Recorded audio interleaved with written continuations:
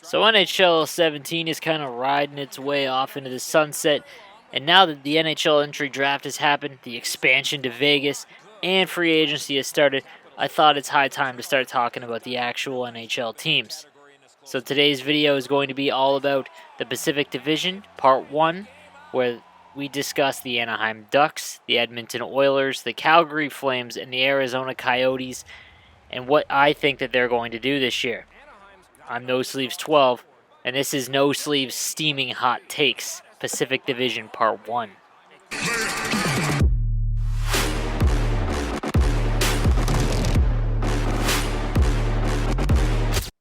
Alright guys, so let's start up with the Anaheim Ducks, my second least favorite team.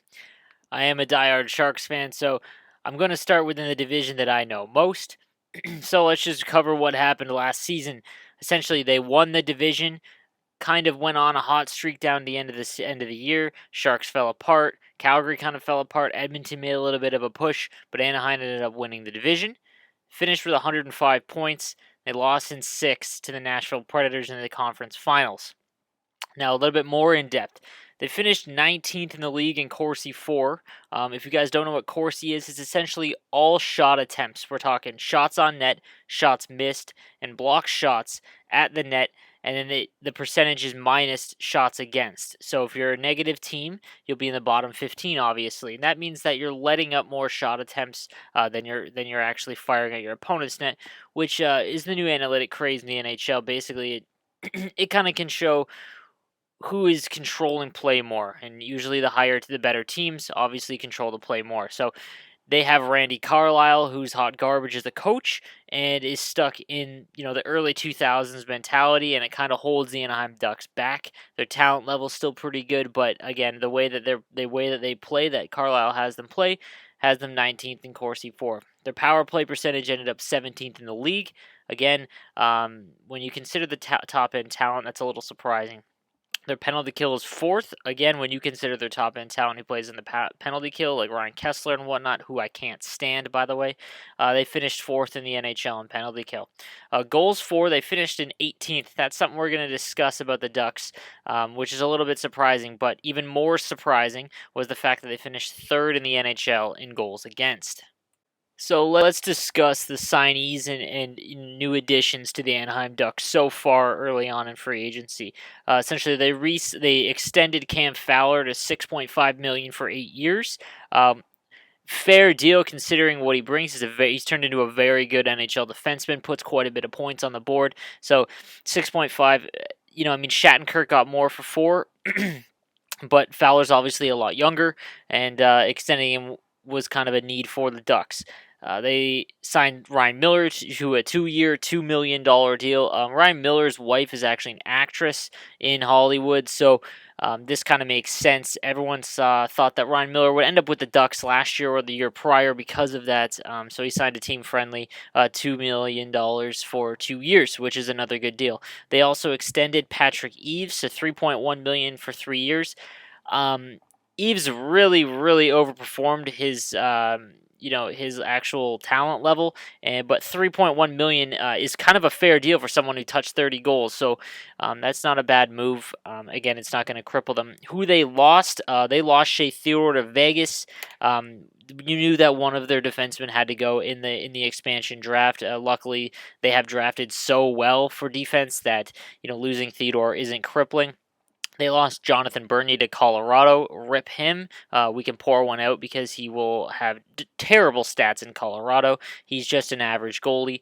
And Nate Thompson to Ottawa. One of my best friends is a diehard Lightning fan, and I've been watching Nate Thompson because he was a fan favorite in Tampa for a long time. The dude is unreal on faceoffs and the perfect fourth line center. But losing a fourth line center isn't really going to cripple you. But he was better than almost all other fourth line centers. Let's discuss the draft now. They didn't have any first-round picks, which is actually, looking into it, the first time since 1999 since they haven't drafted in the first round. When you think about that, considering they won the Cup and all the times they've been in the playoffs and haven't really gone after rentals, that's really impressive. But they did lose that first-round pick in the Eaves deal. Their highest pick, Maxime Comtois, he, again, I'm not going to pretend that I looked into and I know in depth and scouted all these guys personally. I didn't. looked in all the scouting reports, briefly on what they do offer. He was a first round talent. I guess he lacks skating that could be developed, but he did fall into the second round, and the Ducks seem to have made a decent choice with him. Coming up, their farm system is a little bare because all of their D-men, did kind of graduate and are now NHLers. But Sam Steele will probably play in the NHL next year, which, he looks fantastic from his last year in the WHL. So now let's look a little bit into their cap. Currently, they've committed $69,300,000 to the cap next year. They've leaves them with about $5,700,000 available. If they do need to sign, it looks like they do need another forward, just by judging from their lineup currently. Their D is so stacked. 2018, if we look a little bit ahead, they're going to lose Cogliano and Vermette. I would assume Cogliano gets re-signed, but Vermette maybe at a team-friendly deal. But he's just kind of riding out his career as well. What they do need to look into is the RFAs they have in 2018 is Josh Manson, Nick Ritchie, and Andre Cachet. They have to lock those guys up, and that's probably going to take up most of their cap. Most of their cap, just with those three guys. Now, if we look at their lineup, again, Rickard Rakell, Getzlaf, and Perry on the first line. Not a terrible first line. If Carlisle splits them up, what he did last year gives them a little bit more depth. Second line currently. Just judging from projections, Cogliano, Kessler, Silverberg, very average second line, but Kessler is a good second line center. Nick Ritchie, Vermette, and Eves on the third line, very good third line, and Logan Shaw, Wagner, and Kasha is on the fourth line currently. Sam Steele is going to fit in there somewhere, so they do have a very average, above average forward group. Now on D, Lindholm, Manson, Fowler, Montour, Bieksa, Vatanen, unreal decor except for that scumbag Bieksa, but he's probably going to get traded in a salary dump deal more than likely. It wouldn't surprise me if it happens at the deadline or before next year for sure, because they need to move that cap hit. And let's just discuss some interesting points from things that happened from the Ducks from a player perspective. Getzlaf again, he had a horrible start to the season. But ended up as a point per game player with about 70 points, above 70 points again. So same can be expected next year. What happened next is Perry under 20 goals. Now this dude makes $8.5 million for the next long time, essentially, and that needs to change. But he did struggle. He ended up playing on the third line for a little while. Now, thank God that Rickard Rakell posted 30 goals to make up for that, because again, they did finish 18th in goals for, and Perry only putting 19 up was a big part of that. Now, I don't know if that's an outlier or him just getting older, but if he is separated from Getzlaf, that is still going to hammer home that he's probably not the same goal scorer that he once was, but we're going to have to see going forward. So finally, my steaming hot takes for the Anaheim Ducks. First, I think they'll finish second in the division. Next, I think Perry fails to hit 50 points. I think that the drop-off is going to remain steady going forward. I think that Rickard Rakell doesn't hit 30 goals again. I do think that Gibson and Miller combined for top 3 in goals against in the league. Gibson is a very good goalie. Ryan Miller is probably one of the best backups in the NHL now currently. And that defense will stifle most of the NHL. All right, so that takes care of the Anaheim Ducks. All right, guys, so next up is the Arizona Coyotes. Tons of move by the Coyotes this year, and literally being run by someone that looks like he's playing be a GM mode almost perfectly. John Chaika is actually younger than myself, in his 20s, late 20s, so it's crazy to watch what he's doing with the Coyotes. Bold moves that most NHL teams wouldn't make, but he's going full into the analytic revolution, and it does look like, if not for anything, they will be one of the most interesting teams in the NHL this coming season. So let's recap last season. They finished with 70 points, good for 12th in the West, 28th in the league, and 6th in the Pacific, and they didn't make the playoffs. Corsi percentage, 30th in the league, which is kind of surprising because Chaika is so about analytics and whatnot, and acquiring players and trying to develop players to fit that kind of analytic mold about controlling play more, but just the talent they had did not reflect that. They finished 26th on the power play and 27th on the penalty kill. They finished 27th in goals for and 28th in goals against. I think that this might have something to do with Tippett as their coach. Tippett is an amazing coach, but super defensive, and I think that the players they have now have a little bit more skill, at least some of the rookies, and I think it kind of held back their potential. Now with him being gone, it will be interesting to see how they transition into the next generation for the Coyotes. So like I mentioned, this is one of the busiest teams in the offseason and looks to be one of the most exciting. So let me explain why. So their only free agent signing so far has been Adam Clendenning for $600,000 for 1 year, as well as Nick Cousins. Sorry. Now, why they're so exciting is they acquired Niklas Hjalmarsson for Connor Murphy before the draft from the Chicago Blackhawks, in a kind of a cap dump move for the Blackhawks. But they acquired Hjalmarsson. Now, why that's big is because Ekman Larsson had a rugged year. It actually turns out that Hjalmarsson's one of his best friends in real life, and I guess had a big push to acquire Hjalmarsson. The fact that they gave up Connor Murphy, who is, he was a highly sought after prospect in the minors, and looks to be a top four defenseman eventually, but just not now. Hjalmarsson clearly the best player in this deal. They then traded Mike Smith for Chad Johnson, who they then traded. So Mike Smith's gone, which is kind of a big change in net. But then what happened at the draft? They traded the 7th overall pick and Anthony DeAngelo for Derek Stepan and Antti Ranta. So that took care of their goalie problem. Now they have Antti Ranta in net to stabilize their goaltender. And, they looks to go the route of Martin Jones and Cam Talbot going from that very good backup year into the starting role, as well as Darling in Carolina as well.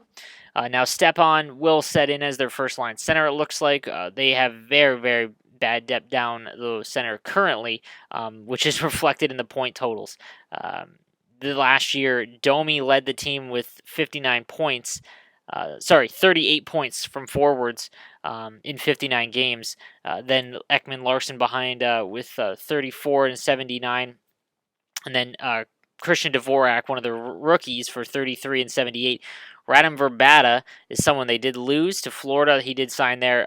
Super underrated, but he was their top scorer. Now, I'm just going to read the list quickly of who else they lost. They did not sign Shane Doan, which is a good move. He needed to go. It is sad to see him leave the Coyotes, though.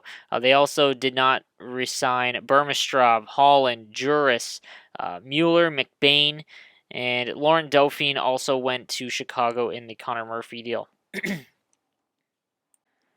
At the draft, from an actual draft pick standpoint, they moved again. They moved their 7th overall pick to the Rangers, which is kind of crazy considering how they've acquired their assets through drafting themselves. But they did pick up Pierre-Olivier Joseph, who looked to be a bit of a stretch in the first round, but does look to parlay into a good offensive defenseman. In 2018, they do have their own first through fifth rounds in 2019. It looks like they actually have all of their picks plus 2 in the third and 2 in the fourth in 2019. Again, by making deals for all the other players that they traded away and whatnot. Good picks, it looks, for their draft coming up in the future. Their cap situation, $53,900,000 committed to the cap next year. Barely going to hit the floor. They have $21 million in cap space right now. They do need to re-sign Anthony Duclair, and he had such a dismal year. It'll be interesting to see what he signs for. In 2018, they're going to lose Richardson, Shen, Connaughton, and Ranta. They need to be re-signed. Richardson, Shen, and Connaughton, I don't know. It doesn't really matter. Ranta is going to need an increase. He's only getting paid $1 million right now. 2018, though, they also have Domi, Clendenning, and Domingue. Domi's going to obviously get a very, very big increase. Their lineup going into next year looks to be Domi, Stepan, Duclair, if he resigns, which he will. Their second line will be Keller, Dylan Strome, who looks to be the best rookie coming into this NHL season. He dominated the O again, and extremely exciting player to watch next year. Tobias Reeder on the right wing, Perlini, Dvorak, McGinn. Lawson, Krause, Cousins, and Martinook on the fourth line. Their D is where it gets a little bit better. Ekman, Larsson, Hjalmarsson, one of the better first-line pairings. Goligoski, Shentrin, Connaughton, and Shen, and then Ranton and Domingue in net. And now for my hot takes for the Arizona Coyotes. I think they'll finish sixth in the Pacific and in the bottom five again.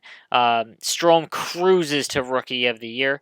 Ekman Larson regains his numbers, possibly puts up 50 points. And I think they'll be in the top 20 in goals against, which is kind of big considering how bad they were last year. I think their defense, along with Ranta and Net, will kind of stabilize, as well as their overall play will improve because of the rookies that they do have coming in. I think will improve the team overall. Now let's move on to the Calgary Flames. Last season, they were ousted in the first round of the playoffs to Anaheim in 4. They were the first wild card. They finished with 94 points, 15th in the league overall, and 4th in the Pacific Division. Their Corsi 4 was 10th in the league, very good. Power play was 10th. Penalty kill was 12th. Goals for was 17th. Goals against was 14th in the league. So just by looking over how they did last year, middling, but definitely a team on the rise, and especially considering how they control the play, probably indicator of better things to come in the future. So, how have they done this offseason? So far, they haven't signed anyone. They did re-sign Versteeg for $1.7 million for 1 year. Very safe, team-friendly contract, kind of a prove-it deal. Now, what they did improve their team this year was in the trade market. Prior to the draft, they traded Smith for Chad Johnson, so they do have Mike Smith in net. He is their new goaltender. They did then trade Hamonic for a boatload of picks next year. They traded their first next year, their second next year, and a conditional second as well. And then they did acquire Eddie Lack from Carolina. They did lose Johnson again. In that Smith deal, they also lost Elliott, who is now in Philadelphia. So completely new goaltending core, which I think is needed because it was so up and down throughout the year, and Elliott just cannot play in the playoffs. They did lose Derek Engelland to Vegas, so that was their only real loss. Now in the draft, they drafted 15th overall. And they did land Euro Valimaki, very good pick. Projects to be a top 4 defenseman. He was the most NHL size among defensive draft picks. So he does project to be a very, very good pickup for them. Now in 2018, because of that Hamonic deal, they don't have a first, they don't have a second, so the draft took a big hit, as well as in 2019, they have their first but don't have their second or their third round picks. So things look to be a little bit all in currently for the Calgary Flames. Taking a look at their cap situation, they have currently $65 million committed with about $9.9 million in space. That does not include the Sam Bennett deal that they're going to have to make. He is an RFA right now. So look for that to come in the next little while. 2018, they're going to lose Backlund, Stajan, Versteeg, and Lack. Backlund's more than likely going to get an extension. He did have his first 50-point season, looks to be on the rise, so I would expect that they do have to put some substantial cap towards him. Stajan, I could see him. He's been there forever. I remember him as a Leaf, as their fourth-line center. Versteeg, maybe. I have a feeling that if Versteeg does well here, he's going to parlay that into a multi-year deal somewhere else. Their lineup next year projects so far to Gaudreau, Monahan, Troy Brouwer, Tkachuk, Backlund, Frolik, Versteeg, Sam Bennett, Chiasson, Ferland, Stajan, and Curtis Lazar. He's an RFA, but he'll probably be resigned. Their D-core is where things look amazing. Giordano, Hamilton, Brody, Hamonic, Kulak, and Mark Stone. Now, it does look like they kind of following the Nashville craze of building an elite defense, which they do have. They also have Smith and Lack in net, which I do think is an upgrade over Elliott and Chad Johnson. So they do look like they're kind of going all in now. Because of that, their prospect pool is very, very limited now, so they do have a small window. Some small takeaways. Gaudreau, horrible start to the year, but ended up with 61 points. He'll probably rebound and touch 70 next year. Monahan dipped under 60 to 58. Backlund again was their next leading scorer at 53 points, and then Dougie Hamilton, who I actually see at the gym all the time. He's from my hometown. Put up 50 points. He looks to be taking the next step to become an elite defenseman. But their best asset, in my eyes, is Matthew Tkachuk. Put up 48 points last year, also 105 PIMs. Looks to be the perfect agitator going forward for their team. Sam Bennett, 26 points last year. He needs to pick it up if that team is going to take the next step. They remind me of a very average team with no superstar. Gaudreau does show flashes, but again, I feel like this is a team that's very, very good depth, but might lack that one true potential game breaker. So let's talk hot takes for Calgary. I think Matthew Tkachuk will crack 60 points. I think that they will finish in the top 10 for goals against. Again, with that decor and Mike Smith and net, a little bit more stability on the back end there. I think they'll finish third in the Pacific Division, and I think that Bennett doesn't reach 35 points and kind of goes down the route of a bust pick for where he was taken in the draft. Lastly, guys, for today, we're going to talk about the Edmonton Oilers. Last season, they were ousted in Game 7 against Anaheim in the second round. They finished second in the division with 103 points behind Anaheim and 8th overall in the league, which is a big jump up, obviously, from the garbage years that Edmonton had sustained the last decade. Their Corsi for percentage was 18th in the league. I think that might have something to do with Todd McLellan. As a Sharks fan, I've seen Todd McLellan's system for years, and it isn't indicative of controlling the play outside of McDavid, obviously. Their power play percentage was 5th in the league. Again, you have the best player in the NHL. Obviously, that's going to reflect it. Their penalty kill was 17th.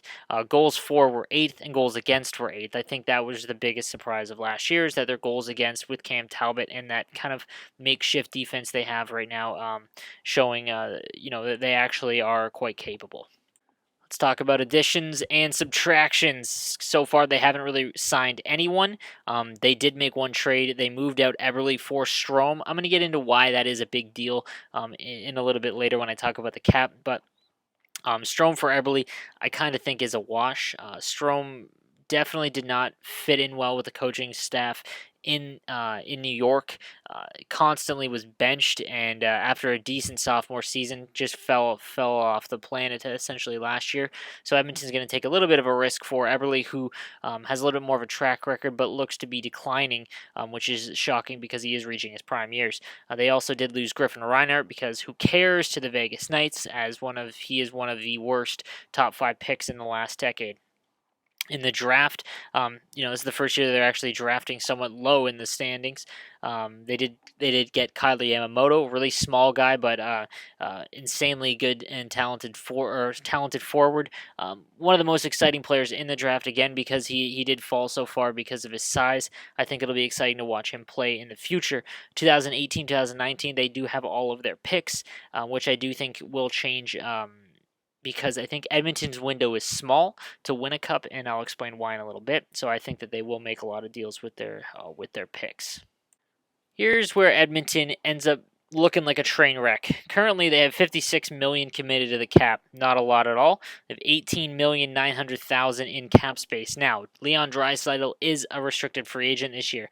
I would suspect after a 77-point season and looking like one of the best young players in the NHL that he might touch $10 million this year. It is reported that it is up to be that high. He's not going to get a bridge deal. He's going to consume a lot of that cap as early as this year. In 2018, they're going to lose Letestu and Maroon. Now, Letestu, he might resign because he parlayed a very, very good power play point total last year into his best offensive season, but I think that might fall back to earth. Maroon, 30 goal scorer. Come on. This is clearly a dude playing on McDavid's wing and benefiting from playing one of the best forwards in the NHL. He's probably going to end up in the Rangers or the Minnesota Wild for some stupid, $5 million deal. So he'll be gone more than likely after next year. Now, what happens next year is that in the RFAs they have Strome, who let's get down to brass tacks. If whoever plays with McDavid is probably going to touch 50 points, regardless of how bad you are. The dude is so fast. All you have to do is get the puck to him. So let's say he touches 50, 55 points. As an RFA, he's a little bit older too, so he's not going to get a bridge deal. He's probably going to get 4 years for about $5.5 million. They then have Slepyshev, who isn't going to cost a lot. McDavid, reports are right now that he's going to sign a contract extension for $13.25 million. Now, first of all, he's worth that. I think the best players in the NHL should make the most amount of money, but I don't know how you can go into a locker room and say, I make 20% of the entire team's cap space. It's not how you win championships. Look at Crosby and Malkin's cap hit. It's just not going to give Edmonton enough room to win championships outside of the next 2 years. They then have Drake Caggiula as well. Euro Pakarainen. Again, these guys don't really matter, the bottom 6. And then Darnell Nurse, he'll be interesting as well if he ends up having a very, very good step forward year this year. That could be expensive as well. So looking at their lineup currently with the players that they have signed, it's going to be Maroon, McDavid, Draisaitl. Very good first line, one of the best in the NHL. Even with Maroon, he at least does have a physical edge to his game, and apparently can put the puck in the net when McDavid gives it to him. They then have Lucic, Nugent Hopkins, and Strome. Very good second line, but the fact that Lucic and Nugent Hopkins cost $13 million kind of leads me to believe that either Nugent Hopkins is going to get traded or Lucic is going to get bought out. They just cannot afford Lucic with the Draisaitl and McDavid deal. He also only, he's a physical guy, but his days of, putting up huge point totals from Boston are long gone. Left wing on the third line, that's open right now. They don't really have. They need to sign some people, which they more than likely will, or fill it internally. Kajula is their third line center, and Jesse Puljujarvi, who will make up for the fact that some of these other guys aren't performing and make a lot more money. Puljujarvi is obviously on his entry-level deal, very talented, and I think that he'll end up having a very good season. Slepyshev, Letestu, and Zach Kassian will round out the fourth line. On defense, you're going to have Klefbom, Adam Larson, Sekera, Russell, who they just re-signed, Darnell Nurse, and Benning. Very good decor. Middle of the pack, I would say in between 10 to 15 as far as decors go. But they do have a lot of, Klefbom does look to be taking the next step, might be a 50-point defenseman next year. And they have Cam Talbot and Brassard on net. It'll be interesting to see with how much playing time that Talbot got last year, if he can repeat what he did. It wouldn't surprise me. But, all right, so let's get into what they did last year. McDavid touching 100, Draisaitl hitting 77. I could see McDavid easily passing 100 again this year. Draisaitl probably close to it as well. Eberle's gone. He was the next high scorer at 51, and then Lucic at 50, Nugent Hopkins at 43. They need to step it up this year. If they're going to be cup contenders, they need to be, closer to the 60-point range, especially Nugent Hopkins. It sucks to see the Oilers just waste a pick on him. Then again, Klefbom with 38 points as well.